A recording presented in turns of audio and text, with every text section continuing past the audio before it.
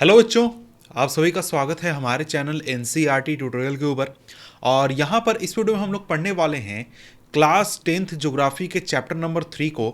और chapter number 3 है हमारा वाटर रिसोर्सेज। तो ये जो चैप्टर है ना, इस चैप्टर को हम कंप्लीट यहाँ पर पढ़ने वाले हैं इस वीडियो में। तो इस वीडियो को अंत तक देखिए, आपका पूरा चैप्टर कंप्लीट हो जाएगा। लाइन बाय लाइन एक्सप्लेनेशन हर एक चीज़ हम डिस्कस कर लेंगे। तो अगर आप इस वीडियो को जल्दी देखना चाहते हैं, जल्दी खत्म करना चाहते हैं, तो 1.25x पर देख लें, या फिर और भी जल्दी देखना चाहते हैं तो 1.5x पर भी देख सकते हैं, कोई दिक्कत नहीं होने वाला है। ठीक है, तो यहाँ पर हम पढ़ रहे हैं चैप्टर वाटर रिसोर्सेज। अब चैप्टर का नाम ही है वाटर रिसोर्सेज, तो हमें इस चैप्टर में पढ़ना क्या है? वाटर के बारे में पढ़ना है, वाटर के रिसोर्सेज के बारे में पढ़ना है। मतलब कि वाटर क्या है? वाटर एक तरीके का रिसोर्स है हमारे लिए। वाटर कितना इंपॉर्टेंट है भाई? बहुत इंपॉर्टेंट है, हम लोगों का सारा लाइफ उसी के ऊपर चलता है। तो मेन पॉइंट्स क्या हमें पढ़ने हैं इस चैप्टर में, किस किस चीज़ पर फोकस करना है?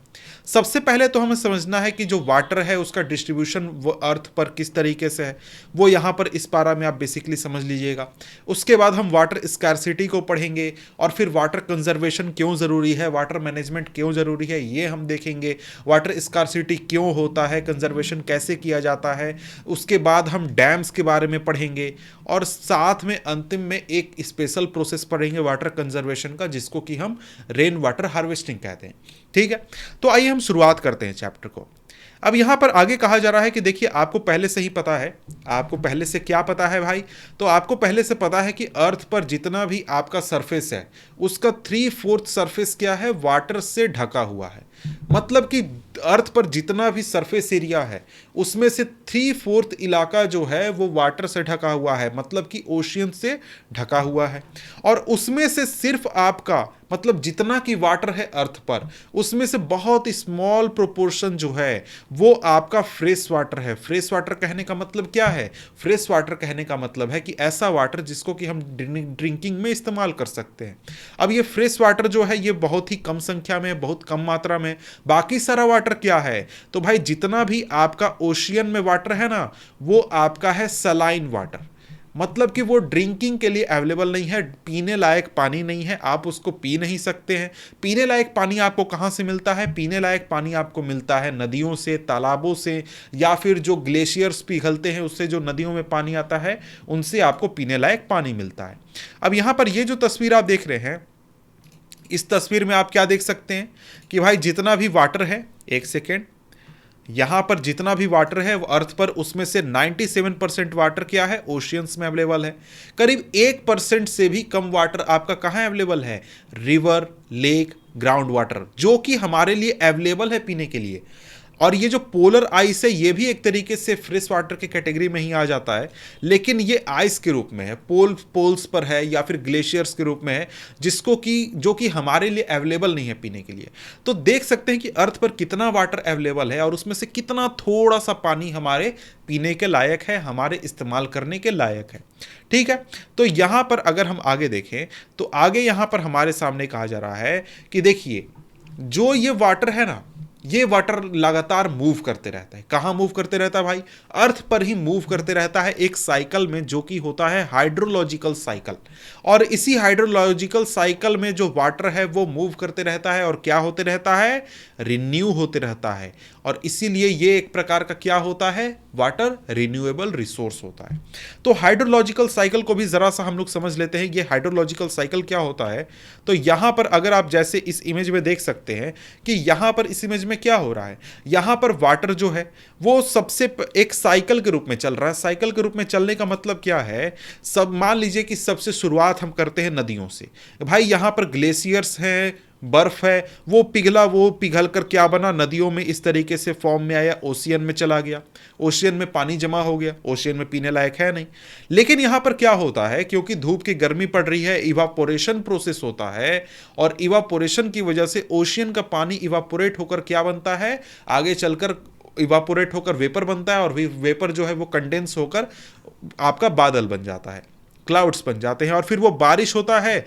बारिश होकर आप अपने आसपास पानियां देखते हैं, जो कि नदियों में, तालाब में, आपके घर के आसपास बारिश के रूप में बरसता है, और यही बारिश एक तरीके से स्नो के रूप में भी प्रेसिपिटेट करके ग्लेशियर्स के ऊपर जाकर जम जाता है। तो ये पूरा साइकिल चलते रहता है, चलते रहता है, और इसी तरीके से पानी पूरी दुनिया में घूमते रहता है। आपने क्लास 7 में जो चैप्टर है वाटर, वहां पर इसके बारे में पढ़ा होगा। ठीक है, तो हाइड्रोलॉजिकल साइकिल क्या होता है आप समझ गए, किस तरीके से साइकिल चलता है ये भी समझ गए। वाटर एक रिन्यूएबल रिसोर्स होता है ये भी आप जान गए। अब यहां पर कहा जा रहा है कि देखिए, आपने क्या देखा कि अर्थ का 3/4 इलाका, सरफेस एरिया क्या है, वाटर से कवर्ड है, और वाटर क्या है, एक रिन्यूएबल रिसोर्स है। तो आप कई बार सुनते हैं अपने आसपास कि भाई पूरा ग्लोब जो है ना, पूरा अर्थ है, वहां पर वाटर स्कार्सिटी की प्रॉब्लम चल रही है। तो यार ये कैसे हो सकता है कि हमारे अर्थ पर 75% इलाका, सॉरी 66-67% इलाका जो है वो पानी से ढका हुआ है, इतना पानी है पृथ्वी पर, लेकिन फिर भी हम बात करते हैं कि यार हमारे पृथ्वी पर पानी की कमी है, वाटर स्कार्सिटी है। ऐसा क्यों है भाई? वाटर स्कार्सिटी बात है कि होता क्या है? तो वाटर स्कार्सिटी क्या होता है हम आगे देखेंगे, लेकिन यह सवाल तो उठता है। हमने तुरंत देखा कि भाई हाइड्रोलॉजिकल साइकिल चल रहा है, बहुत मात्रा में वाटर है, लेकिन फिर भी हमारे सामने क्या है, वाटर स्कार्सिटी का प्रॉब्लम है। और बार बार एक्सपर्ट लोग, साइंटिस्ट लोग क्या बात करते हैं कि 2025 आते आते तक दुनिया में करीब 2 बिलियन लोग जो होंगे, यानी कि 200 करोड़ लोग जो होंगे, उनको एब्सोल्यूट वाटर स्कार्सिटी की प्रॉब्लम को फेस करना पड़ेगा। यानी कि पानी उनके लिए बिल्कुल भी अवेलेबल नहीं होगा, उनको बहुत कष्ट होगा अपना पानी की जरूरतों को पूरा करने में। तो सबसे पहले हमारे सामने सवाल आता है कि भाई ये वाटर स्कार्सिटी होता क्या है? तो वाटर स्कार्सिटी एक तरीके से कंडीशन, ऐसे कंडीशन को हम कहते हैं जहां पर जो आपका उपयोग करने लायक पानी है, यानी कि पीने लायक पानी, घर में इस्तेमाल करने लायक पानी, जब उसकी स्कार्सिटी होती है ना, तब हम वाटर स्कार्सिटी का बात करते हैं। यानी कि वाटर दुनिया में कहीं भी है, वो किसी भी रूप में है, अगर वो आपके इस्तेमाल करने लायक नहीं है तो आपके लिए वो वेस्टेज है। आपको यहां पर मेन फोकस करना है कि मैं जो पानी इस्तेमाल करता हूं, मैं पीने लायक जो पानी इस्तेमाल करता हूं, घर में इस्तेमाल करने लायक जो पानी होता है, वो मेरे पास अवेलेबल है या नहीं है। तो रियलिटी यह है कि हमारे अर्थ पर बहुत सारे इलाके ऐसे हैं, हमारे देश में भी बहुत सारे इलाके ऐसे हैं जहां पर ये वाटर स्कार्सिटी की प्रॉब्लम है, यानी कि लोगों को इस्तेमाल करने लायक पानी उनको नहीं मिल रहा है। क्यों नहीं मिल रहा है, ये वाटर स्कार्सिटी क्यों हो रहा है, ये हम यहां पर समझने की कोशिश करेंगे, और आगे चलकर वाटर कंजर्वेशन और वाटर मैनेजमेंट का भी हम बात करेंगे। अब यहां पर यही देखिए, यहां पर यही थोड़ा सा पारा समझाया गया है कि देखिए, जब भी हम वाटर की बात करते हैं तो हमें बार बार पता चलता है कि यार वाटर बहुत एबंडेंस में है, बहुत रिन्यूएबल रिसोर्स है, बार बार रिन्यू होते रहता है। तो उस वजह से हमारे लिए ये सोचना भी मुश्किल हो जाता है कि कहीं पर वाटर स्कार्सिटी का प्रॉब्लम होगा। और जब भी हम वाटर स्कार्सिटी की या फिर वाटर शॉर्टेज की बात करते हैं तो हमारे दिमाग में कौन सा इमेज आता है? हमारे दिमाग में रेगिस्तान का इमेज आता है, जहां पर पानी नहीं होता है, नदियां नहीं होती हैं, वैसे इमेजेस आते हैं। लेकिन बात यहां पर क्या है? बात यह है कि उस इलाके के अलावा जो नॉर्मल इलाके हैं, जहां पर कि आपको लगता है कि वाटर की यहां पर प्रॉब्लम नहीं होगा, वहां पर भी वाटर के प्रॉब्लम होते हैं। जैसे आप किसी भी शहर में चले जाइए इंडिया के आज के समय में, आपको किसी न किसी तरीके का वाटर स्कार्सिटी देखने को मिल जाएगा। लोगों में पानी को लेकर मारपीट होता है, लड़ाई झगड़े होते हैं कि किसको ज्यादा पानी मिलेगा, किसको कम मिलेगा। तो ये एक तरीके से फॉर्म है वाटर स्कार्सिटी का। अब आगे बढ़ते हैं और हम एक तरीके से समझने की कोशिश करते हैं कि वाटर स्कार्सिटी होता क्यों है। तो देखिए, एक चीज आपको सबसे पहला समझ लेना है कि वाटर स्कार्सिटी होने का एक जो बेसिक शुरुआत है, मतलब वो रीजन नहीं है, रीजन हम नहीं बात कर रहे हैं, एक कंडीशन भी है ये कि देखिए, जो वाटर है ना, वो अलग अलग जगहों पर अलग अलग अमाउंट में अवेलेबल है। यानी कि अगर आप पृथ्वी पर ही देखें तो हमारे इंडिया में, जैसे आप यूपी के इलाके में जाएंगे तो यहां पर वैसा प्रॉब्लम नहीं है। क्यों? यूपी में अगर आप देखें तो गंगा नदी बह रही है, यमुना नदी बह रही है, तो वाटर एक तरीके से अवेलेबल है। लेकिन अगर आप उसी तरीके से अफ्रीका के सहारा रेगिस्तान में देखें, या फिर झारखंड के आपका राजस्थान के जो थार रेगिस्तान के बहुत सारे इलाके हैं, जहां पर कि रेगिस्तानी इलाका है, पानी बहुत कम मिलता है, तो वहां पर वाटर क्या है, स्कार्स है। और इसी तरीके से साल में कई सीजन में अलग अलग पानी का अवेलेबिलिटी होता है। मतलब कि जब रेनी सीजन आता है तो रेनी सीजन में क्या होगा, पानी एकदम बाढ़ आ जाएगा आपके शहर में, इतना पानी आ जाएगा कि भाई आप भरने नहीं पाइएगा अपने घर में, बाढ़ आ जाएगा। लेकिन वहीं जब समर का सीजन आ जाता है तो वाटर जो है वो स्कार्स हो जाता है। मतलब आपको पीने के लिए पानी नहीं मिलेगा, एक बाल्टी पानी नहीं मिलेगा।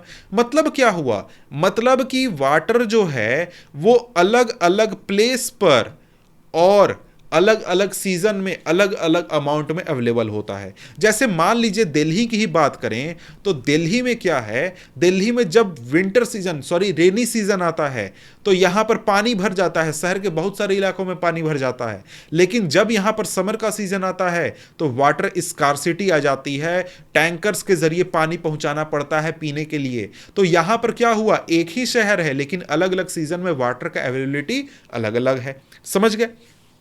ये एक चीज आपको हमेशा ध्यान में रखनी है कि हर जगह पर बराबर अमाउंट में वाटर अवेलेबल नहीं है और हर सीजन में बराबर अमाउंट में वाटर अवेलेबल नहीं है। ठीक है, अब यहां पर आते हैं कि वाटर स्कार्सिटी होता क्यों है, उसके रीजंस क्या है। क्या रीजन है कि किसी भी इलाके में, किसी भी जगह पर, किसी भी शहर में वाटर स्कार्सिटी का प्रॉब्लम हो जाता है। तो उसमें देखिए शॉर्ट में 3 पॉइंट्स दिए गए हैं और इसको बाद में एक्सप्लेनेशन भी करके दिया गया है। शॉर्ट में 3 पॉइंट क्या है, पहला ओवर एक्सप्लॉयटेशन, एक्सेसिव यूज और unequal access to water among different social groups. Over exploitation और एक्सेसिव यूज एक ही जैसे चीज है, एक ही जैसे टर्म है। ओवर एक्सप्लॉयटेशन मतलब क्या, मतलब कि किसी भी इलाके में, मान लीजिए कि दिल्ली शहर है, दिल्ली शहर की बात करते हैं, दिल्ली में जो पानी अवेलेबल है वो मात्र और मात्र 1000 लोगों की जरूरतों को पूरा कर सकता है। लेकिन अगर वहां पर मान लीजिए हम 1000 लोग जो हैं उसके जगह पर 2000 लोग वहां पर रहने लगे और 1000 लोग जो थे वो 10 लीटर पानी में दिन भर अपना काम चला सकते थे, लेकिन ये लोग क्या कर रहे हैं, ये 2000 लोग या फिर 1000 लोग जो है ना वो 20 लीटर पानी, 30 लीटर पानी डेली का एक एक आदमी इस्तेमाल कर रहा है। मतलब हम क्या कर रहे हैं कि भाई जितना वाटर अवेलेबल है और जितना जरूरत है उससे ज्यादा हम इस्तेमाल कर रहे हैं, वही आपका ओवर एक्सप्लॉयटेशन और एक्सेसिव यूज में आ जाता है। एक्सेसिव यूज वही मतलब कि आपको जरूरत है 10 लीटर की, आप यूज कर रहे हैं 20 लीटर। और इसी तरीके से आपका पूरा शहर हो गया, पूरा शहर मिलाकर जमीन के नीचे जितना पानी है उससे कई गुना ज्यादा आप उसको निकाल रहे हैं। उसके कई रीजन हो सकते हैं, पॉपुलेशन ज्यादा होने की वजह से, जरूरत ज्यादा होने की वजह से, एक्सेसिव यूज की वजह से आप क्या कर रहे हैं, अपने शहर के ग्राउंड वाटर को, पॉन्ड को या फिर नदियों को ओवर एक्सप्लॉइट कर रहे हैं। जितना पानी वो दे सकता है उससे ज्यादा आप लेने की कोशिश कर रहे हैं। उससे क्या होता है, वाटर की कमी होने लगती है। वाटर जितना है नहीं उतना आप लेने की कोशिश कर रहे हैं, ये होने लगता है। इसके साथ एक और प्रॉब्लम देखने को मिलता है और वो है unequal access to water among different social group. मतलब कि देखिए किसी भी शहर में, किसी भी समाज में क्या होता है, कुछ लोग पावरफुल होते हैं, कुछ लोग अमीर होते हैं, कुछ लोग जो होते हैं वो वाटर रिच एरिया में रह रहे होते हैं, तो वो लोग ज्यादा पानी इस्तेमाल करते हैं। वो लोग के पास पाइप का कनेक्शन है, सुविधा है, वो लोग अपनी मर्जी से अंधाधुंध पानी इस्तेमाल करते हैं। लेकिन वहीं उस शहर में रहने वाले जो गरीब लोग हैं उनके पास सरकार ने पाइप के जरिए पानी नहीं पहुंचाया है और भी सुविधाएं उनको नहीं दी है, तो उनके हाथ में जो वाटर आता है वो बहुत कम आता है। उनको झगड़ना पड़ता है, लड़ना पड़ता है पानी के लिए। ठीक है, अब यहां पर देखें, अब यहां पर आगे बढ़ें तो आगे यहां पर क्या है, where is then water scarcity likely to occur, यानी वाटर स्कार्सिटी कहां होगा, किस तरीके से होगा।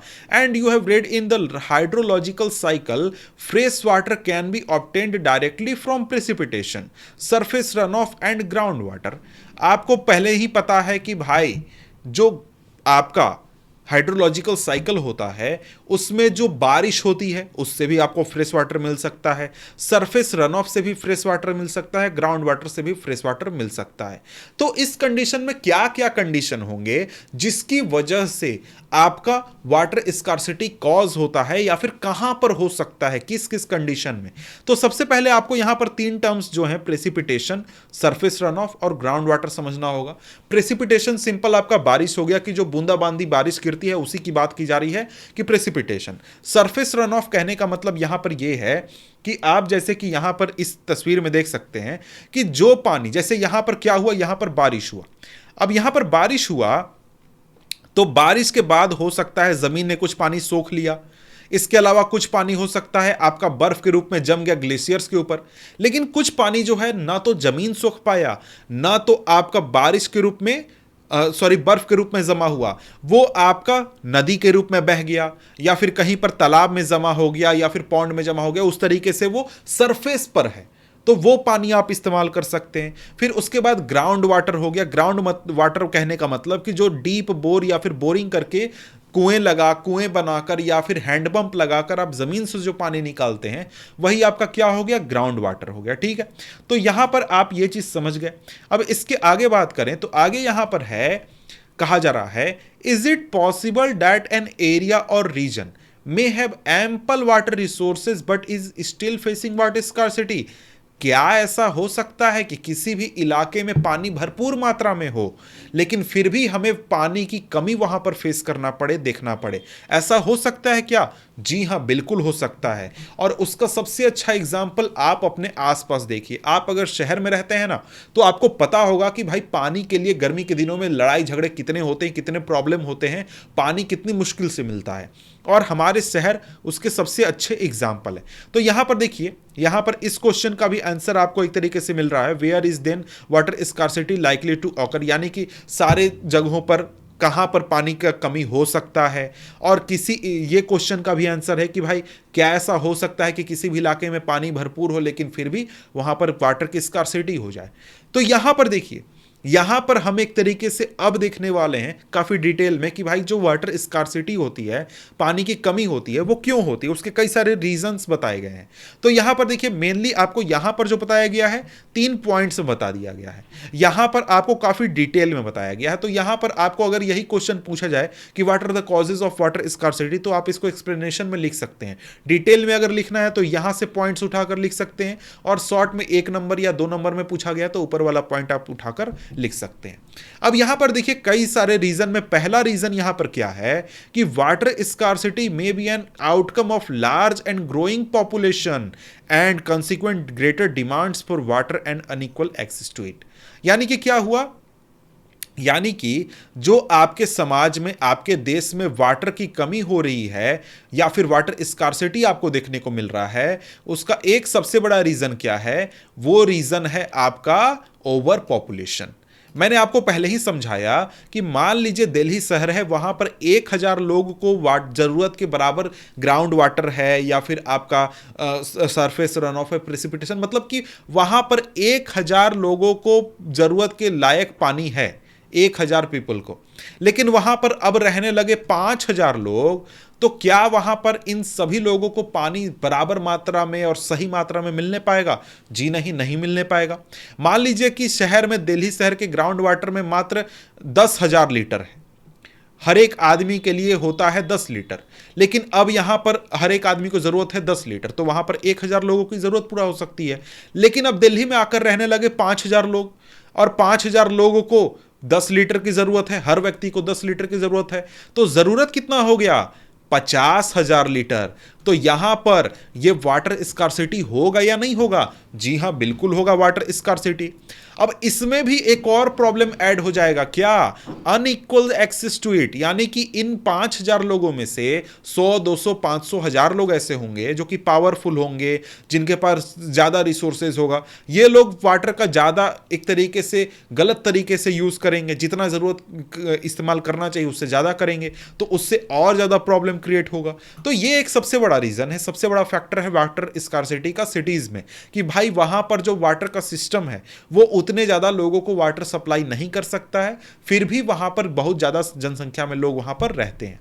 ठीक है, अब यहां पर एक और चीज है कि देखिए, जब पॉपुलेशन बहुत बड़ा हो जाता है ना, ये सिर्फ आपके एक शहर की बात नहीं है, पूरे देश और पूरे पृथ्वी की बात की जा रही है कि बहुत बड़ा जब पॉपुलेशन हो जाता है तो उस बहुत बड़े पॉपुलेशन को हमें सिर्फ पानी नहीं देना होता है, बल्कि उस पॉपुलेशन को हमको खाना भी देना होता है। समझ गए? कि भाई अगर आपके पास 5,000 लोग हैं आपके शहर में, या फिर आपके देश में 140 करोड़ हैं, तो भाई इन 140 करोड़ लोगों को सिर्फ पानी जरूरत है क्या? जी नहीं, खाना भी साथ में जरूरत है। और खाना की जरूरत है तो क्या होगा? खाना की जरूरत पूरा करने के लिए हमें ज्यादा फूड ग्रेन प्रोडक्शन करना पड़ेगा, ज्यादा खेती करके ज्यादा उगाना पड़ेगा, जिससे हम सभी लोगों का पेट भरने पाएंगे। तो यहां पर इस रीजन की वजह से भी यह आपका हो जाता है दूसरा रीजन वाटर स्कार्सिटी का, कि देखिए क्योंकि हमें ज्यादा उगाना है, ज्यादा एग्रीकल्चर करना है, तो इसलिए क्या करना होगा? ज्यादा वाटर इस्तेमाल होगा। क्यों? क्योंकि यहां पर जो एग्रीकल्चर है ना, उसमें बहुत ही ज्यादा मात्रा में वाटर का इस्तेमाल होता है। आपको लग रहा होगा कि एग्रीकल्चर में थोड़ा बड़ा पानी इस्तेमाल होता, नहीं। कभी अगर आप खेती कहीं होता है वहां पर जाकर देखिए, पंप चलाकर घंटों घंटे करके छोटे से खेत को पटाया जाता है, बहुत ज्यादा पानी इस्तेमाल होता है एग्रीकल्चर में। तो यहां पर क्या हो गया? यहां पर एक और रीजन हो गया एग्रीकल्चर, जिसकी वजह से ओवर एक्सप्लॉयटेशन होता है आपके वाटर रिसोर्सेज का, और उसकी वजह से ज्यादा एरिया को इरिगेट करने में और बहुत तरीके के इरिगेशन सिस्टम को लगाने में वाटर बहुत ज्यादा कंज्यूम होता है। और यही बात है कि जितना लोग वाटर कंज्यूम करते हैं ना, उससे भी ज्यादा इरिगेशन वाटर को कंज्यूम करता है। इसलिए यहां पर आप एक तरीके से समझ सकते हैं कि वाटर जो है वो कितना ज्यादा यहां पर कंज्यूम होता है, और यह भी एक रीजन है वाटर स्कार्सिटी का। समझ गए? अब यहां पर देखिए, यहां पर आगे बताया जा रहा है कि इस प्रॉब्लम को सॉल्व करने के लिए, मतलब कि एग्रीकल्चर की वजह से जो स्कार्सिटी हो रही है उसको सॉल्व करने के लिए क्या रीजन, क्या तरीके हो सकते हैं, तो वो यहां पर बताया जा रहा है कि भाई देखिए अब हमें क्या करना होगा, एग्रीकल्चर को रिवोलाइज करना होगा, हमें ड्राउट रेजिस्टेंट क्रॉप उगाने होंगे, यानी सूखे से जो मरे नहीं क्रॉप्स, ऐसे क्रॉप्स बनाने होंगे, ड्राई फार्मिंग टेक्निक बनाने होंगे कि मतलब ज्यादा इरिगेशन ना करना पड़े फिर भी हमारी खेती हो जाए। और यहां पर आपको एक और चीज जानना है कि भाई देखिए वाटर स्कार्सिटी का एक और रीजन ये है, मतलब एग्रीकल्चर में जो प्रोसेस की बात यहां पर की जा रही है, कि ज्यादातर जो फार्मर्स आज के हैं ना, ज्यादातर फार्मर्स जो हैं उनके खुद के उनके पास वेल्स हैं और ट्यूबवेल्स हैं, यानी वो खुद से क्या करते हैं, डीप बोर करते हैं, कुएं बनाते हैं और उससे क्या करते हैं, एग्रीकल्चर करते हैं। और यहां पर आपको देखने में तो बहुत अच्छा लगता है, किसानों को भी लगता है कि यार ये मेरा तो खेती हो रहा है, लेकिन उसका रिजल्ट क्या होता है, उसका नुकसान क्या होता है? उसका नुकसान ये होता है कि अगर आप कुएं के जरिए या फिर डीप वेल बनाकर जो बोरिंग करके अगर आप पानी निकालते हैं ना, और एग्रीकल्चर के लिए बहुत बड़ी मात्रा में पानी निकालते हैं, तो जो ग्राउंड वाटर लेवल है ना वो बहुत गिर जाएगा। मतलब कि जमीन के नीचे जो पानी है वो भी पानी खाली हो जाएगा, और उसकी वजह से वाटर अवेलेबिलिटी भी आपका काफी कम हो जाएगा। इलाके के जो लोग हैं जिनको पीने के लिए पानी जरूरत है, खाने के लिए और भी चीजों के लिए पानी जरूरत है, वो पानी भी नहीं मिलने पाएगा अगर हम ग्राउंड वाटर का हद से ज्यादा इस्तेमाल करेंगे तो। और एग्रीकल्चर के लिए जब ग्राउंड वाटर का इस्तेमाल होता है तो वो बहुत ही ज्यादा हाई लेवल पर इस्तेमाल होता है, और यहां पर लोगों के लिए आगे चलकर फूड सिक्योरिटी का भी प्रॉब्लम हो जाएगा। कैसे? भाई देखो, अभी ना पानी इस्तेमाल हो रहा है खेती में, आगे चलकर ग्राउंड वाटर कम होगा, पानी जमीन के नीचे कम होगा, फिर कहां से डीप बोर करके कोई पानी निकालेगा? फिर पानी खत्म हो गया, पीने के लिए भी खत्म और साथ में एग्रीकल्चर करने के लिए भी खत्म। जब एग्रीकल्चर करने के लिए पानी खत्म हो जाएगा तो फिर वहां पे कैसे होगा एग्रीकल्चर? लोगों को फिर खाने के लिए खाना भी नहीं मिलने पाएगा। तो इसलिए यहां पर हम देख पा रहे हैं कि जो वाटर स्कार्सिटी का प्रॉब्लम है उसमें आपका क्या है, यह बहुत बड़ा रीजन है। इसके बाद यहां पर आप थर्ड रीजन देखें तो थर्ड रीजन आपका इंडस्ट्रीज आ जाते हैं। इंडस्ट्रीज कैसे आ जाते हैं? देखिए जब इंडिया आजाद हुआ ना, तो यहां पर बहुत ज्यादा इंडस्ट्रियलाइजेशन पर जोर दिया गया, अर्बनाइजेशन पर जोर दिया गया। अर्बनाइजेशन को तो हमने देख लिया कि कैसे वो चीज प्रॉब्लम करता है। सिटीज में जितना कैपेसिटी उससे ज्यादा लोग रहते हैं, ज्यादा डिमांड होता है, वो ऊपर हमने पहले पॉइंट में देख लिया। यहां पर क्या होता है, यहां पर जो बड़े बड़े इंडस्ट्रियल हाउसेज होते हैं, वहां पर जो इंडस्ट्रीज बड़े बड़े लगे हुए होते हैं, यहां पर इंडस्ट्रीज जो होते हैं, इनकी वजह से जो रिसोर्सेज हैं, वाटर रिसोर्सेज, खासकर कि फ्रेश वाटर रिसोर्सेज जो कि हमें ज़रूरत है, उस पर बहुत ज़्यादा जोर पड़ता है। कैसे? क्योंकि देखिए इंडस्ट्रीज जो होते हैं उनमें बहुत सारे काम करने के लिए बहुत बड़ी मात्रा में वाटर की ज़रूरत होती है। जैसे जो स्टील प्लांट होते हैं, कोल का जो आपका कोयला का जो पावर प्लांट होता है, और भी बहुत तरीके के जो प्लांट होते हैं, वहाँ पर वाटर बहुत मात्रा में लगता है। ठीक है, अब यहाँ पर वाटर तो बहुत ज़्यादा यूज़ होता है, लेकिन यहां पर इन प्लांट्स को चलाने के लिए, इन इंडस्ट्रीज को चलाने के लिए भाई पावर भी तो चाहिए होता है, इलेक्ट्रिसिटी भी तो चाहिए होता है। ये इलेक्ट्रिसिटी कहां से आता है? तो भाई ये इलेक्ट्रिसिटी आता है हाइड्रो इलेक्ट्रिसिटी, मतलब पानी, पन बिजली, यानी पानी के जरिए नदियों पर बांध बनाकर जो बिजली उत्पादन की जाती है उसकी बात की जा रही है। और इंडिया में आज करीब 22% जो इलेक्ट्रिसिटी, टोटल इलेक्ट्रिसिटी कंज्यूम हो रही है, उसमें से 22% कहां से आता है? हाइड्रो इलेक्ट्रिक पावर से। तो यहां पर एक तरीके से देख सकते हैं यहां पर कि इंडस्ट्रीज जो हैं वो वाटर रिसोर्सेज को बहुत ज़्यादा एक तरीके से प्रेशराइज कर रहे हैं। ये एक ये थर्ड पॉइंट हो गया। ठीक है, ये एक रीज़न हो गया आपका वाटर स्कार्सिटी का, ये भी आप एक्सप्लेन कर सकते हैं। अब यहाँ पर साथ में अर्बनाइजेशन को अलग से बताया गया है कि देखिए आज के समय में अर्बन सेंटर्स को बहुत ज़्यादा प्रोमोट किया जा रहा है। बड़े बड़े शहर बन रहे हैं, जो शहर छोटे थे अब वो और बड़े बन रहे हैं, बड़े शहर और भी बड़े बन रहे हैं। तो इससे क्या हो रहा है कि शहरों में बहुत ज़्यादा पॉपुलेशन आ गई है और पॉपुलेशन बहुत डेंस हो गया है। डेंस पॉपुलेशन कहने का मतलब कि कम इलाके में ज़्यादा संख्या में अब लोग रहते हैं, समझ गए? यही होता है डेंसिटी, मतलब ज़्यादा डेंसिटी है। डेंसिटी तो आपको पता होगा कि लोगों की डेंसिटी ज़्यादा है किसी भी शहर में, तो वो क्या हो गया? डेंस पॉपुलेशन हम कह सकते हैं। ठीक है, अब इसके बाद बात करें तो यहाँ पर जो अर्बन लाइफ स्टाइल जो फॉलो किया जाता है शहरों में, ये आपका वाटर और एनर्जी रिक्वायरमेंट्स को बढ़ाता है। क्योंकि शहर में क्या होता है, शहर में भाई लोगों को पानी चाहिए, साथ में बिजली भी चाहिए। तो वही बात है कि पानी भी चाहिए, बिजली भी चाहिए। कहाँ से आ रहा है? बिजली हाइड्रो इलेक्ट्रिक पावर से, पानी जो है नदियों से या फिर कहीं से ग्राउंड वाटर से आ रहा है। अब यहां पर क्या है, इसकी वजह से जो प्रॉब्लम है वो और भी बढ़ गया है।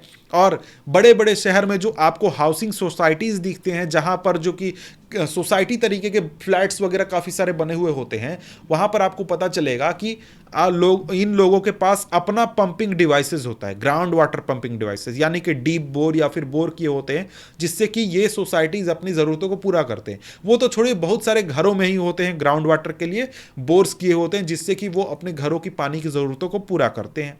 अब यहाँ पर क्या है, यहां पर इन पॉइंट्स को मेनली समझना यह है कि अगर हम जो भी हमारे पास रिसोर्सेज हैं, चाहे वो ग्राउंड वाटर हो, चाहे नदियां हो, नदियों के जरिए हाइड्रो इलेक्ट्रिसिटी या फिर और भी तरीके से जो हम वाटर कंज्यूम करते हैं, अगर हम इनको सही तरीके से इस्तेमाल ना करें, अगर हम इनको ओवर एक्सप्लॉइट करते हैं, तो इसकी वजह से क्या होगा? वाटर स्कार्सिटी क्रिएट होगा। मान लीजिए शहरों में आज तो आपकी ज़रूरत पूरी हो जा रही है बोरिंग करके ग्राउंड वाटर से, लेकिन आज के 50 साल बाद क्या होगा, 20 साल बाद क्या होगा? वहां पर क्या होगा? आपका इन शहरों में वाटर स्कार्सिटी हो जाएगी और एक तरीके से लोगों को बहुत तकलीफ होगा। समझ गए? अब इसके बाद आगे बढ़ते हैं तो आगे यहां पर आगे बात की गई है क्वालिटेटिव एस्पेक्ट की। मतलब यहां पर देखिए, अभी तक जो हमने बात किया, जो भी रीजंस हमने 3 रीजंस देखे, उन रीजंस में हमने क्या देखा? उन रीजंस में हमने देखा कि भाई पानी की कमी हो जाएगी। मतलब पहले 10 लीटर पानी था हर एक आदमी के लिए, अब कितना है? अब 2 लीटर है हर एक आदमी के लिए। मतलब कि क्वांटिटी आपका कम हो गया पानी का। लेकिन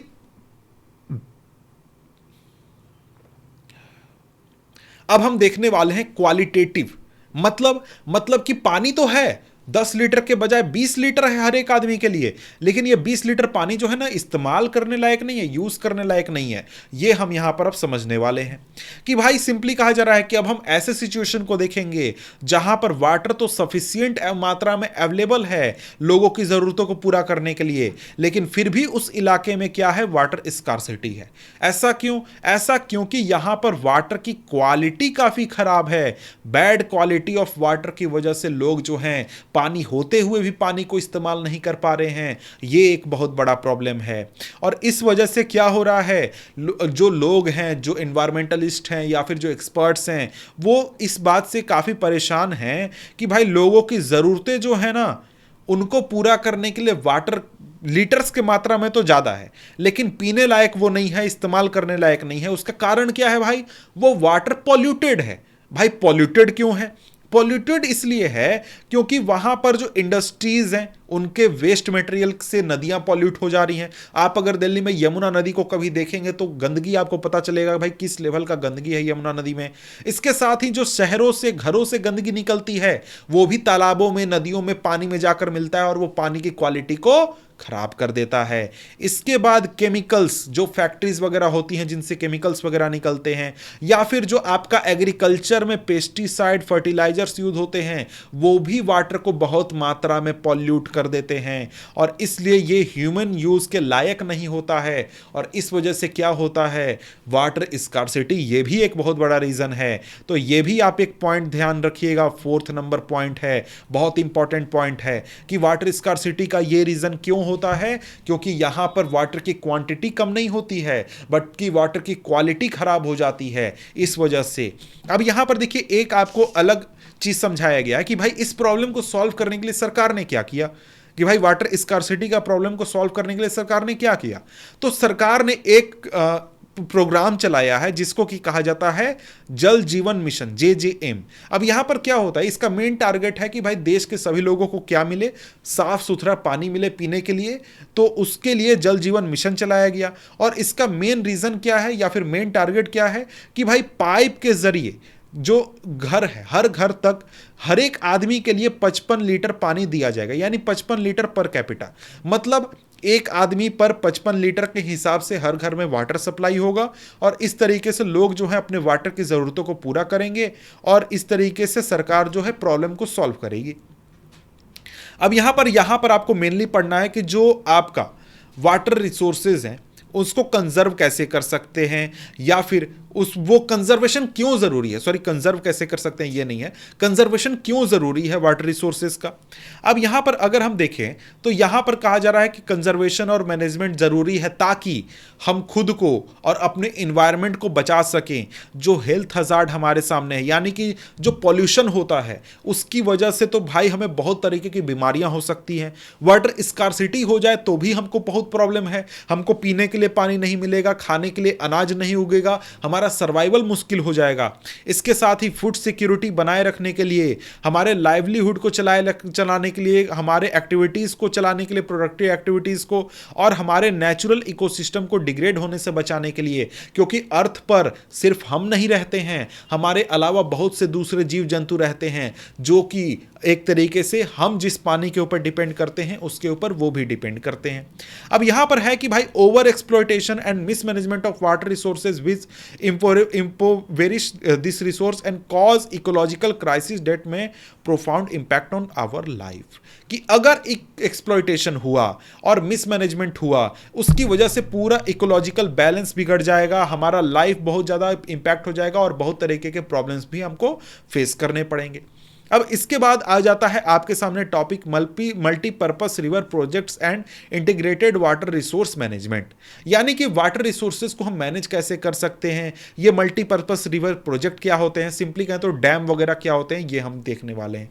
अब यहां पर यही सवाल पूछा जा रहा है कि हमने तो ये समझ लिया कि वाटर स्कार्सिटी क्यों होता है, वाटर स्कार्सिटी क्या होता है, क्या क्या तरीके होते हैं वाटर स्कार्सिटी कॉज होने के, और अब हम समझने वाले हैं कि भाई कंजर्वेशन और मैनेजमेंट वाटर का कैसे होगा। तो यही सवाल है यहां पर, how do we conserve and manage water.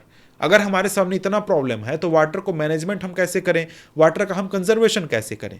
तो यहां पर कहा जा रहा है कि हजारों सालों से हम वाटर का कंजर्वेशन और मैनेजमेंट करते आए हैं और उसके लिए हमने क्या किया है, हाइड्रोलिक स्ट्रक्चर्स बनाए हैं, जैसे कि आपका रिजर्वायर हो गया, लेक हो गया, इंबैंकमेंट हो गया, कैनल हो गया, ये सारी चीजें बनाकर हमने वाटर को मैनेज करने की कोशिश की है और आज के समय में भी इस तरीके के प्रोसेसेस फॉलो किए जाते हैं। अब यहां पर हाइड्रोलिक स्ट्रक्चर पुराने जमाने के बताए गए हैं, जिसको आप चाहें तो खुद से देख सकते हैं, मैं आगे बढ़ रहा हूं, यहां पर ये सारे बताए गए, इसको आप देख लीजिएगा, ठीक है। तो यहां पर आगे बढ़ते हैं तो आगे हमारा आ जाता है डैम, कि भाई डैम क्या होता है, व्हाट आर अ डैम। तो यही एक तरीके से मल्टीपर्पस प्रोजेक्ट की बात की जा रही है, उसको एक दूसरी भाषा में डैम भी हम कह सकते हैं। डैम क्या होता है, तो डैम का परिभाषा और डैम के बारे में थोड़ा सा डिस्कशन यहां पर किया गया है। तो डैम क्या होता है, a dam is a barrier across flowing water that obstruct directs or retards the flow, often creating a reservoir, lake or impoundment. Dam refers to the reservoir rather than the structure. मतलब क्या है? Dam एक तरीके का barrier है जो कि बहते हुए नदी के फ्लो को, पानी के फ्लो को ऑब्स्ट्रक्ट करता है, बीच में रुकावट डालता है और उसके पानी को या तो जमा करता है, या तो पानी के फ्लो को धीरा करता है, या फिर उसको अलग डायरेक्शन में मोड़ देता है, और साथ में रिजर्वायर, लेक या फिर इंपाउंडमेंट का निर्माण करता है। जैसे यहां पर आप अगर देखें तो ये क्या है? एक डैम का एग्जाम्पल है। कौन सा डैम? हीराकुंड डैम है। हीराकुंड डैम क्या है? एक प्रकार का डैम है जो कि क्या करता है? वाटर को रोकने का काम करता है। अब यहां पर आपको मैं दिखाऊं तो यहां पर यही आपका डैम का उदाहरण है। अब इसमें कि आप देख सकते हैं यहां पर क्या हो रहा है। यहां पर सिंपली कुछ नहीं हो रहा है। यहां पर एक नदी बह रहा था इस तरीके से, ये नदी का फ्लो था, बीच में क्या कर दिया गया? दीवार उठा दिया गया यहां पर, और इस नदी के फ्लो को क्या कर दिया गया? रोक दिया गया। तो यहां पर एक साथ कई टारगेट अचीव किए गए। पहला तो रिवर फ्लो को कंट्रोल किया गया, और इसके साथ ही इसको रेगुलेट किया गया। यहां पर क्या बनाया गया? वाटर का रिजर्वायर बनाया गया। ये जो देखिए यहां पर एक बात ध्यान रखिएगा, यहां पर डैम किस चीज को हम कहते हैं? डैम एक तरीके से जो यहां पर पानी जमा है ना, ये हमारा डैम होता है। ये स्ट्रक्चर डैम नहीं कहलाता है, ये पानी जो है यही डैम कहलाता है, यही हमारा रिजर्वायर कहलाता है। समझ गए?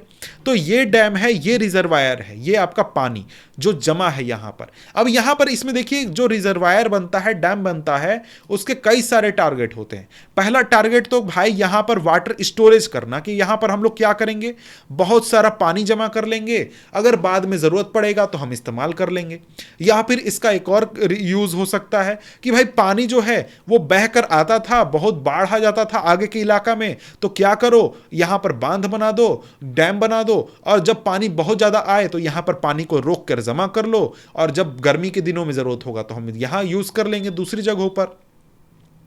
इसके अलावा यहां पर कई बार होता है कि भाई पानी को हमको दूसरी जगह ले जाना है, तो यहां पर क्या किया जाता है? यहां पर इसको डैम बनाकर यहां से इस तरीके से कैनल निकाल दिया जाएगा, नहर बना दिया जाएगा, और राज्य में, देश में अलग अलग इलाकों में पानी को यहां से डायरेक्ट करके पहुंचा दिया जाएगा।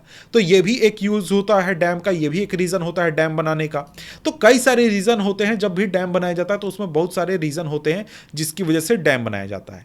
अब यहां पर आगे हम डैम तो समझ गए कि डैम क्या होता है।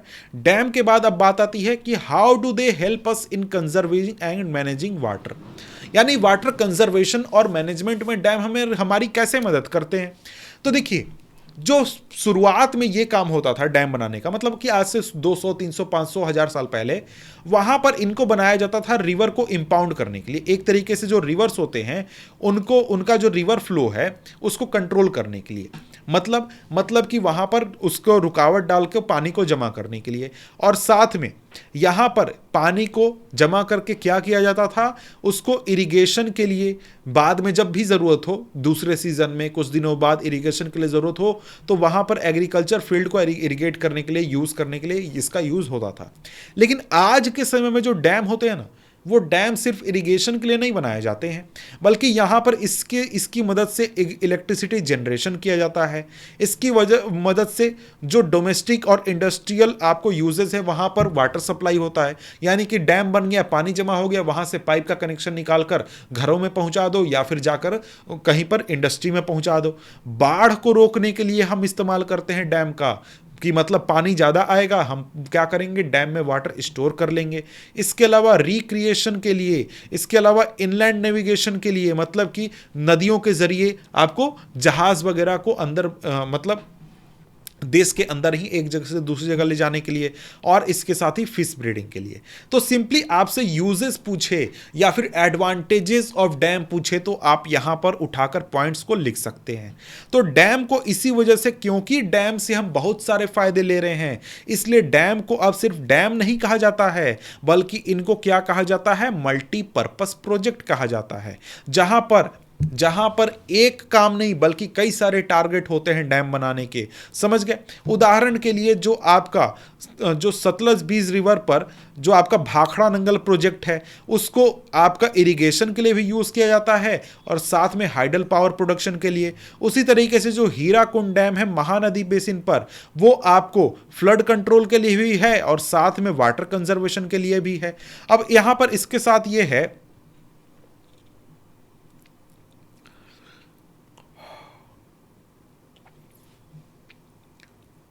कि जब देश आज़ाद हुआ था तब ये देखा गया कि भाई देखो, अगर हम लोगों को देश को विकसित बनाना है, देश में पानी की ज़रूरत और भी तरीके की ज़रूरत को पूरा करना है, तो हमें मल्टीपर्पज़ प्रोजेक्ट पर ध्यान देना होगा।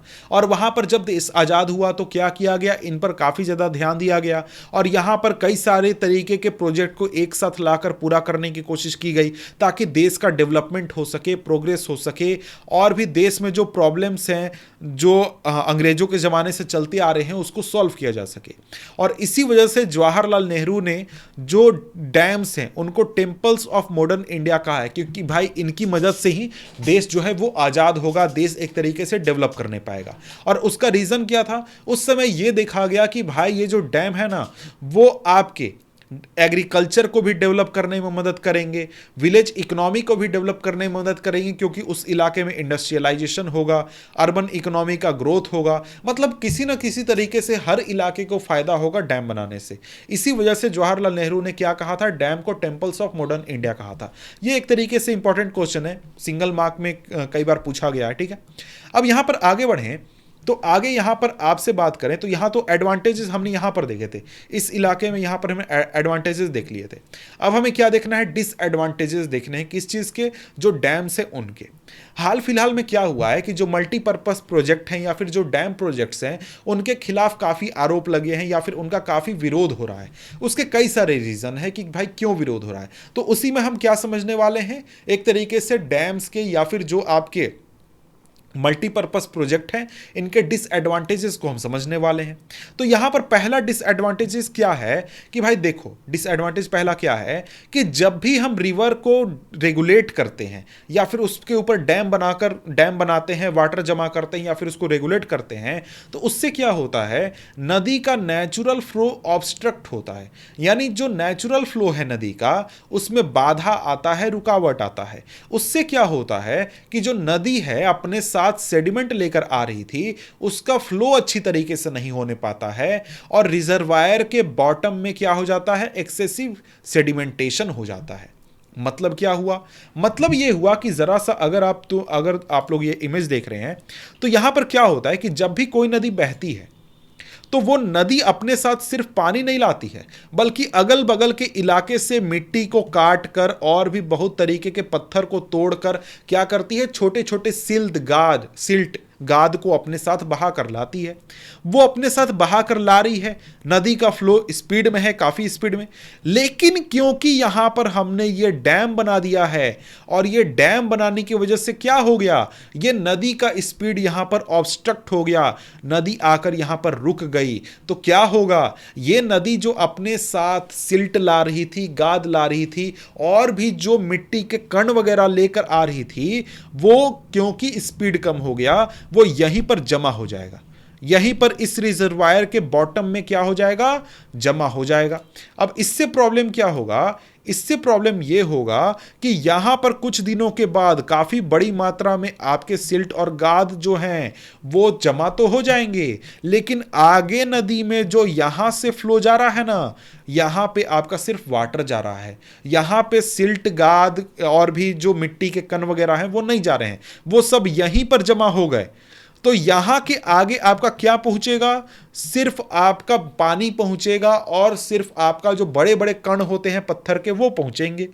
यानी कि जो वाटर अपने साथ, नदियों का पानी अपने साथ जो अच्छी क्वालिटी का मिट्टी लेकर जाता था और इसको आगे पहुंचाता था आगे के इलाकों में, यहां पर और एग्रीकल्चर को मदद करता था, वो चीज अब रुक जाएगा, उसमें रुकावट आ जाएगी इस प्रोसेस की वजह से। और आगे का नदी जो का फ्लो जो होगा वहां पर क्या होगा, आपका एक तरीके से रुकावट आ जाएगा, वहां पर अच्छी क्वालिटी का मिट्टी आगे के इलाके तक नहीं पहुंचने पाएगा।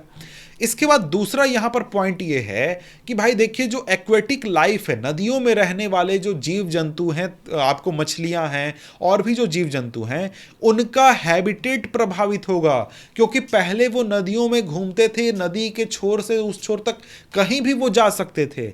लेकिन क्योंकि अब क्या हो गया है, अब उनके सामने प्रॉब्लम आ गया है। क्या प्रॉब्लम आ गया है भाई? बीच में रुकावट बना दिया गया है नदी में। तो क्योंकि नदी में बीच में रुकावट बना दिया गया है, तो वो एक छोर से दूसरे छोर तक नहीं जा सकते हैं, वो यहीं पे घूमेंगे और यहां के आगे उनका रास्ता बंद है। ये भी प्रॉब्लम होता है। अब यहां पर वही चीज, उसी पॉइंट को आगे लिखा गया है कि डैम्स ऑल्सो फ्रैगमेंट रिवर, वही चीज है, dams also fragment river making it difficult for aquatic fauna to migrate. Aquatic fauna यानी कि जो पानी में रहने वाले जीव जंतु हैं, वो एक इलाके से दूसरे इलाके तक माइग्रेट नहीं कर सकते हैं, क्योंकि उनके रास्ते में एक डैम है, रुकावट है। उससे क्या होता है, माइग्रेशन बहुत जरूरी होता है आपको पानी में रहने वाले जीव जंतु के लिए, और खासकर जब वो बच्चे अंडे देने वाले होते हैं उस समय में काफी जरूरी होता है। तो उनके लाइफ को हम एक तरीके से प्रभावित कर रहे हैं जब भी हम ये काम कर रहे हैं। यहां पर आपका अगला पॉइंट आ जाता है, क्या अगला पॉइंट आ जाता है कि जो भी रिजर्वायर बनता है, जो भी डैम बनता है, वो जब भी बनता है तो उसके आसपास के इलाके जो फ्लड प्लेन है और भी जो आसपास का वेजिटेशन है, जो भी इलाका है, वो डूब जाता है। मतलब कि जैसे अगर आप यहां पर देखें तो यहां पर आप इस इमेज में उतना अच्छा नहीं दिख रहा है, लेकिन फिर भी समझने की कोशिश कीजिए कि भाई देखो यहां पर जो नदी है ना, वो नदी तो इस तरीके से थी, यहां पर ऐसे बह रही थी, यहां सिंपली बह रही थी। लेकिन हमने क्योंकि यहां पर पानी रोक दिया, पानी इस इलाके में बहुत ज़्यादा बढ़ गया, तो यहां पर यह इलाका फूल कर इतना बड़ा हो जाएगा जो कि पानी में डूब जाएगा, और इस इलाके में रहने वाले सारे जीव जंतु, सारे जो पेड़ पौधे हैं, वो पानी में डूब जाएंगे और उनका जीवन एक तरीके से खत्म हो जाएगा, वो नष्ट हो जाएंगे। तो एक सेकेंड मैं दूसरा इमेज आपको दिखाता हूं जहां पर यह चीज़ आपको अच्छी तरीके से समझ में आए। तो ये इमेज आपको अच्छी तरीके से समझा सकता है कि देखिए यहां पर क्या हो रहा है। यहां पर ये मैंने एक एग्जाम्पल के लिए इमेज लिया है, ये दूसरा चीज़ बताने के लिए, लेकिन मैं अपना बात समझाने के लिए इसको यूज़ कर रहा हूं कि देखिए यहां पर क्या है, ये रिवर का नेचुरल फ्लो है, इतना रिवर फ्लो करता था। आगे हमने क्या किया, यहां पर डैम बना दिया, पूरा यहां से यहां तक डैम बना दिया, बड़ा सा रास्ता बंद कर दिया नदी का, और फिर यहां पर हमने पानी भर दिया। अब पानी जमा करने के लिए ये क्या हो गया, ये डैम हो गया या फिर रिजर्वायर हो गया। तो ये पूरे, यही फोटो, ये दोनों सेम फोटो है, सेम जगह का फोटो है ये दोनों, समझ गए। तो पूरे इलाके में आप देख रहे हैं कि यहां से यहां तक इस तरीके से पूरा पानी भरा हुआ है, ये पूरा पानी भरा हुआ है, पानी से भर गया। तो यहां पर जितने भी वेजिटेशन थे, जितने भी इलाके थे, जो भी यहां पर पेड़ पौधे थे ना, वो सारे डूब गए, सारे डूब कर यहां पर क्या हो जाएंगे, खत्म हो जाएंगे। और इससे क्या होगा, उस इलाके के वेजिटेशन पर काफी ज्यादा इंपैक्ट पड़ेगा। तो ये आपको इमेज अच्छी तरीके से समझा सकता है कि मैं क्या कहना चाह रहा हूं, ठीक है। कि भाई पानी जब हम इस तरीके से रोकते हैं तो पानी पूरा भर जाता है, बड़ा सा इलाका पानी से भर जाएगा, और उससे क्या होगा, उससे हमारा एक तरीके से उस इलाके का वेजिटेशन जो है वो खत्म हो जाएगा। अब इसके बाद हम आगे बढ़ते हैं तो यहां पर आगे क्या है, आगे यहां पर कहा जा रहा है कि भाई जो मल्टीपर्पस प्रोजेक्ट आज तक चल रहे हैं, मल्टीपर्पस जो प्रोजेक्ट चल रहे हैं, उनका कई सारे और रीजन की वजह से भी विरोध होता है। जैसे कि कई सारे मूवमेंट भी चलाए जाते हैं उन मल्टीपर्पस प्रोजेक्ट को विरोध करने के लिए, जैसे कि नर्मदा बचाओ आंदोलन, टेहरी डैम आंदोलन, और भी बहुत तरीके के आंदोलन चलाए जाते हैं। तो इनके कई सारे रीजन होते हैं। उनमें से प्राइमरी रीजन क्या होता है कि जब ये प्रोजेक्ट बनाए जाते हैं ना, तो बहुत बड़े इलाके में पानी भर रहा होता है, जैसा कि मैंने दिखाया कि बहुत बड़े इलाके में पानी भर जाता है, तो वहां पर बहुत बड़ी संख्या में लोगों को डिस्प्लेस होना पड़ता है। मतलब कि उनको अपना घर बार, सब चीज, जमीन, खेती वती, सब चीज छोड़कर दूसरी जगह पर शिफ्ट कर दिया जाता है, वहां से उनको हटा दिया जाता है। और यहां पर जब इन लोकल लोगों को अपने घरों को छोड़कर, अपने इलाकों को छोड़कर जाना होता है, तो यहां पर इनको अपना जमीन, रोजगार, अपना जो अपना रिसोर्सेज था, लाइफ था, सब चीज इनका बदल जाता है। लेकिन इनको कहा किया जाता है कि भाई आपके इस काम की वजह से देश का भला होगा, दूसरे लोगों का भला होगा।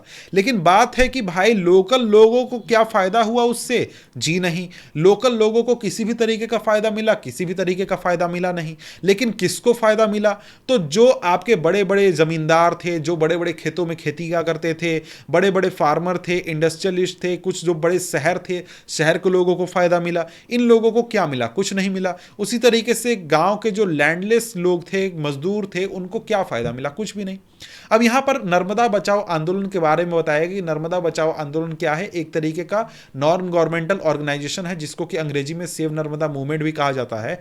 ये एक तरीके से शुरुआत हुआ था कि भाई वहां पर जब डैम बनेगा, नर्मदा बचाओ, नर्मदा नदी पर जब डैम बनेगा तो उससे बहुत बड़ी मात्रा में वेजिटेशन वगैरह जो है वो नष्ट होगा। आगे चलकर ये मुद्दा चेंज हो गया, आगे चलकर इसका फोकस हो गया गरीब लोगों के ऊपर कि भाई उनके लाइफ पर बहुत ज़्यादा इम्पैक्ट पड़ेगा, बहुत सारी चीज़ें होंगी और उनका रिहेबिलिटेशन कैसे हो, उनकी स्थिति को कैसे सुधारा जाए, इस पर फोकस आ गया। तो इस तरीके से आप चाहें तो इसको डिटेल में पढ़ सकते हैं। मैं आगे बढ़ने वाला हूँ। तो यहाँ पर आपको डू यू नो में बताया गया है, डू यू नो में एक्स्ट्रा जानकारी दी गई है सरदार सरोवर डैम के बारे में कि सरदार सरोवर डैम जो है वो आपका नर्मदा रिवर पर बना है और ये आपका लार्जेस्ट वाटर रिजर्व प्रोजेक्ट है इंडिया का। मतलब सबसे बड़ा नहीं है, सबसे बड़ा में से एक है। और इससे 4 राज्यों को फायदा हुआ है, महाराष्ट्र, मध्य प्रदेश, गुजरात और राजस्थान। अब यहाँ पर इसमें आप चाहें तो इसको और भी पढ़ सकते हैं। आगे बढ़ता हूँ। अब यहां पर एक और आपका एक तरीके से नुकसान बताया गया। नुकसान आप चाहें तो इसको कह सकते हैं या फिर नहीं भी कह सकते हैं। नुकसान क्या है कि देखिए जब क्या हुआ, जब इस तरीके के मल्टीपर्पज़ प्रोजेक्ट हम बनाते हैं और मल्टीपर्पज़ प्रोजेक्ट से हम इरिगेशन के लिए वाटर बहुत मात्रा में लोगों को प्रोवाइड कर देते हैं, तो लोग अपना क्रॉपिंग पैटर्न ही चेंज कर देते हैं। मतलब क्योंकि अब उनके पास ज़्यादा पानी है तो वो ऐसे चीज़ों का एग्रीकल्चर खेती करते हैं जहां पर आपका पानी ज़्यादा कंज्यूम होता हो। जैसे वाटर इंटेंसिव क्रॉप्स, जैसे कि राइस का क्रॉपिंग हो गया या फिर शुगर केन का हो गया या फिर ऐसी चीज़ें जिससे या तो पानी बहुत ज़्यादा कंज्यूम होता हो और उनका मेन टारगेट क्या क्या रहता है? पैसे कमाना, प्रॉफिट कमाना। और इसकी वजह से जो सॉइल है उसकी क्वालिटी पर भी डिग्रेडेशन होता है, सॉइल की क्वालिटी पर भी इंपैक्ट पड़ता है। सॉइल जो है वो सेलिनेट हो जाता है, सेलिनेशन होता है सॉइल का, सॉइल की क्वालिटी चलकर आगे खराब हो जाती है। और इसकी वजह से सोसाइटी पर भी इंपैक्ट पड़ता है कि जो लोग हैं, डैम की वजह से लोगों के बीच में कन्फ्लिक्ट भी बहुत ज़्यादा होता है। क्यों कन्फ्लिक्ट होता है? क्योंकि अलग अलग लोग चाहते हैं कि डैम के पानी का, डैम का अलग अलग तरीके से इस्तेमाल किया जा सके। जो किसान है वो चाहेंगे कि भाई उनको एग्रीकल्चर के लिए पानी मिले। जो लोग हैं, आम लोग जो शहर में रहते हैं या फिर जो खेती नहीं करते हैं, वो चाहेंगे कि वहाँ पर क्या किया जाए, इलेक्ट्रिसिटी जनरेट करके बिजली दी जाए। और इसी तरीके से अलग अलग इलाके के लोग भी फाइट कर सकते हैं कि हमको पानी दो, हमको पानी दो, इस तरीके से। तो यहाँ पर क्या होता है, यहाँ पर जो आपका ये डैम वगैरह है उसकी वजह से कई बार कन्फ्लिक्ट भी हमको देखने को मिल जाते हैं। डू यू नो में एक्स्ट्रा फिर से वही बताया गया कि जो कृष्णा गोदावरी डिस्प्यूट है वो आपका कर्नाटक और आंध्र प्रदेश गवर्नमेंट के बीच में है। वो आप इसको चाहें तो आगे देख सकते हैं डिटेल में। अब यहाँ पर कुछ खास आपको डैम्स या फिर जो आपको मेजर रिवर प्रोजेक्ट्स हैं वो बताए गए हैं। तो इसको आप देख लीजिए क्योंकि ये आपका शायद मैप में आने वाला है, तो मैप का वीडियो जब मैं करूँगा तब इसको बता दूंगा, तो वहाँ पर आप देख सकते हैं। अब यहाँ पर आगे बढ़ें तो आगे यहां पर कहा जा रहा है कि ये भी एक तरीके से इंपॉर्टेंट पॉइंट है। किस चीज का? डिसएडवांटेजेस ऑफ डैम का, कि भाई डैम का विरोध क्यों होता है।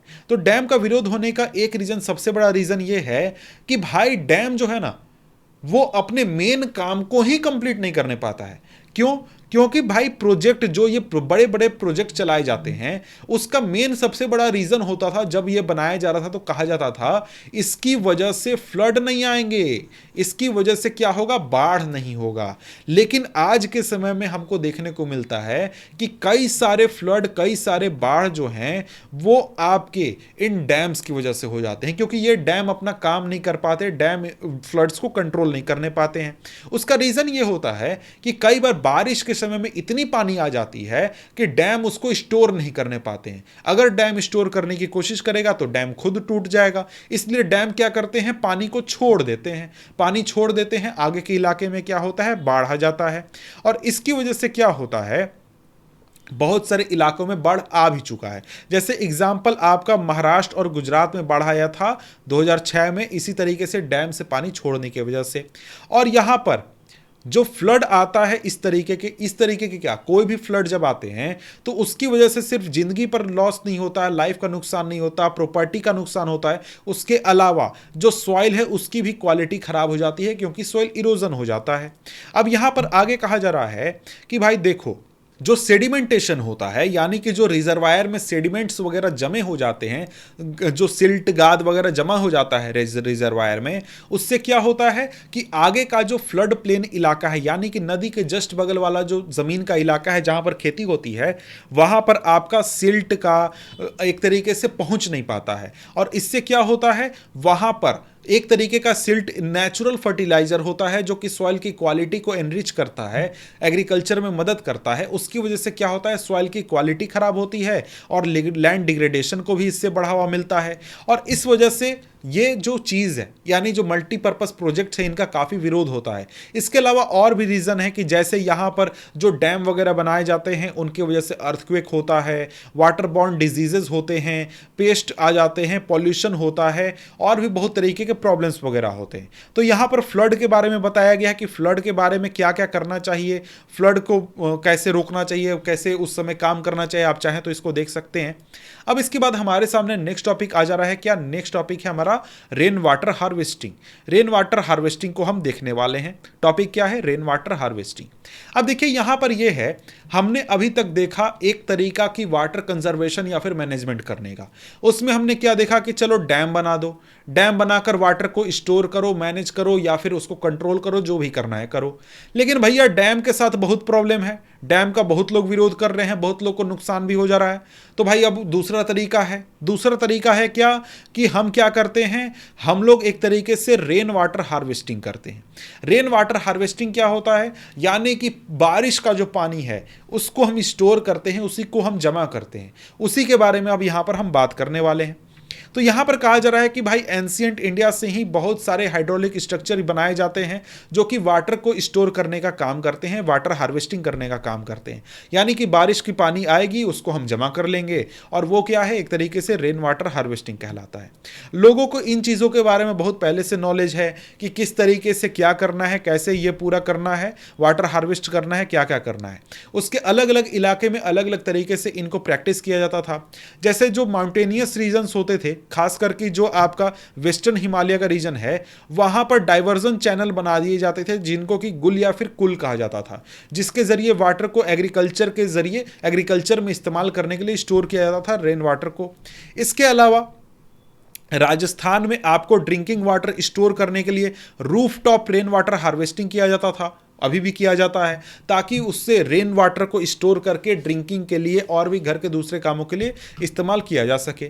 इसके अलावा बंगाल की बात करें तो बंगाल में जो फ्लड प्लेन्स है, फ्लड प्लेन्स कहने का मतलब है कि जो नदियों के जस्ट बगल वाला इलाका होता है जहां पर बाढ़ के समय पानी भर जाता है, वो आपका फ्लड प्लेन इलाका कहलाता है। समझ गया कि जैसे मैं अगर नदी हूं तो मेरे जस्ट यहाँ पे और जस्ट यहाँ पे जो मैदानी इलाका है, जमीन का टुकड़ा है, वहां पर जब बाढ़ आएगा नदी में तो ये दोनों इलाके क्या हो जाएंगे, पानी से भर जाएंगे।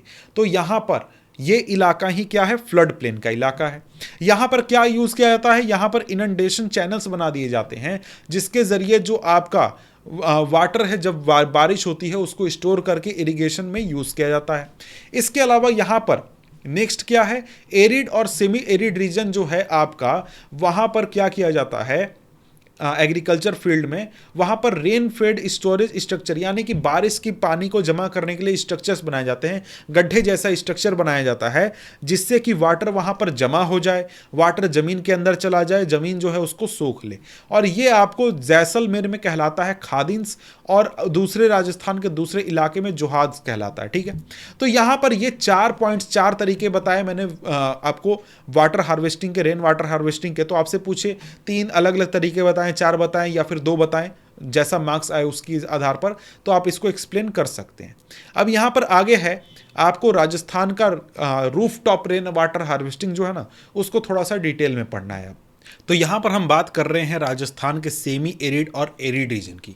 मतलब एरिड रीजन का मतलब क्या होता है? वैसा इलाका जहाँ पर या तो एकदम बारिश नहीं हो रहा है या फिर थोड़ा मोड़ा बारिश हो रहा है, और इसके कंपैरिजन में जहाँ पर थोड़ा सा ज़्यादा बारिश होता है वो आपका सेमी एरिड रीजन होता है, जहाँ पर मतलब थोड़ा मोड़ा काम चलाऊ बारिश हो जाता है। इस इलाके की हम यहाँ पर बात कर रहे हैं राजस्थान की, और ख़ास कर की जो राजस्थान में बीकानेर है, फलोड़ी है या फिर बाड़मेर है, इस इलाके की बात कर रहे हैं। यहाँ पर जो ये इलाका है पूरा, ये सारे जो डिस्ट्रिक्ट हैं, यहाँ पर लगभग हर घर में आपको ट्रेडिशनली अंडरग्राउंड टैंक मिल जाएगा, जिसको कि टांका कहा जाता है, टांका, ठीक है। अब ये यूज़ होता है वाटर स्टोर करने में। अब वाटर स्टोर कहाँ से होता है? इस वाटर को स्टोर करने के लिए जो बरसात का पानी होता है ना, उस पानी को लिया जाता है और उसी को यहाँ पर स्टोर किया जाता है। और ये कितना बड़ा होता है? लगभग एक बड़े से कमरे के बराबर होता है। और इसका साइज भी दिया गया है एक एग्जाम्पल में कि भाई 4.27 करीब 12 फीट, 12.5 फीट लंबाई, 2.5 मीटर मतलब कि करीब आपका 7.5 फीट चौड़ाई, और 6 मीटर, 6 या 18 फीट गहराई, इस तरीके से आपको दिया गया है लंबाई चौड़ाई की। इतना बड़ा आप समझ सकते हैं कितना बड़ा, एक कमरे से भी बड़ा हो गया। इतना बड़ा साइज का टैंक आपको घर में एक एग्जाम्पल दिया गया, इतना बड़ा टैंक बनाया जाता है। और ये टैंक जो होते हैं, ये टैंक आपको जो well developed roof top rain water harvesting system होता है, मतलब कि एक तरीके से बहुत सिस्टमेटिक, बहुत अच्छे से प्लान करके डिज़ाइन करके बनाया गया roof top rain water harvesting system होता है। अब इसका एग्जाम्पल आप यहाँ पर इससे देख सकते हैं।